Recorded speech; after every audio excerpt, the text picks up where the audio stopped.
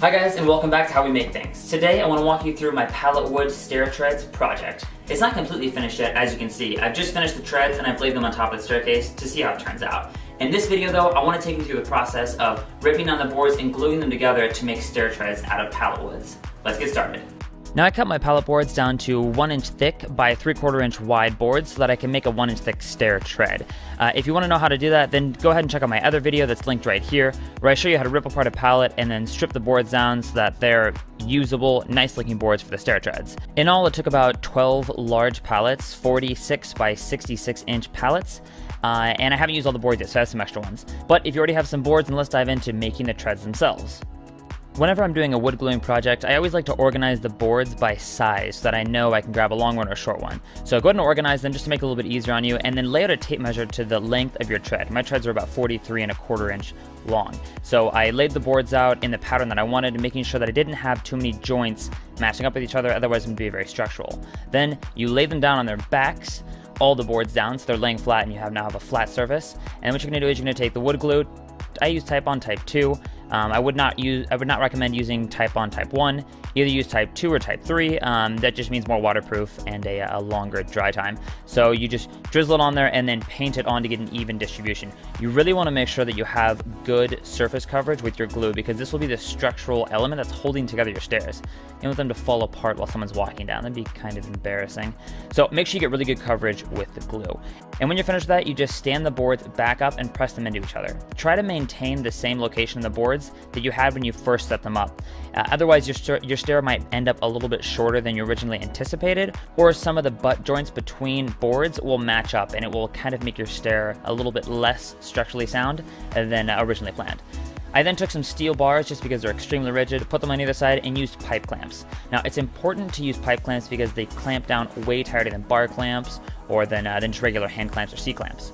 So bar clamps are really important. After a while, I learned to put one bar clamp on, not tighten it very well, and then press the boards in so I didn't end up with gaps in the middle. Once all the boards are pressed together, then I tightened the pipe clamp a little bit more and then lifted it up to put pipe clamps underneath as well. If you only put clamps on one side, it'll make your stair tread bow. So make sure that you put clamps on both sides of your stair tread. Then you just leave that thing to glue for about 24 hours. If you want, you can scrape off the glue. Sometimes it's easier just let it dry and then scrape it off once it's dried. After 24 hours and it's dried, remove the clamps and then take it to the chop saw. You need to chop off the end pieces and then chop your board down to the length of your stair tread, which for me was 43 inches. Then I took a hand scraper and just scraped off some of the excess glue so it wouldn't mess up my planer. Then I took it outside for the planer to plane off the surface and make it all level. One thing I would recommend doing is to attach the tread to another board that you know is level, so that as you plane it, it's leveling against a level surface. Otherwise, your board can end up with a little bit of a warp in it, and when you go to attach it to your stringer, it can kind of wobble and be a little bit weird. After all of my treads were planed down, I used some wood filler to fill in the gaps between the wood. This was so the dust wouldn't gather in place in the wood, also so that the polyurethane would give it a better finish overall. I finished off each board with 120 grit sandpaper with my belt sander, which turned out to be a bad idea because it left a bunch of sanding ridges in the board.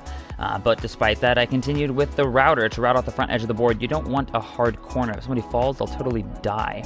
So route out both sides of the board with the top and the bottom of the tread, just give it a nice round finish. And the final step before polyurethaning is to finish off with a higher grit sandpaper, like 220 grit, and just going over the entire surface. I should have removed more of the sanding belt ridges, but I didn't.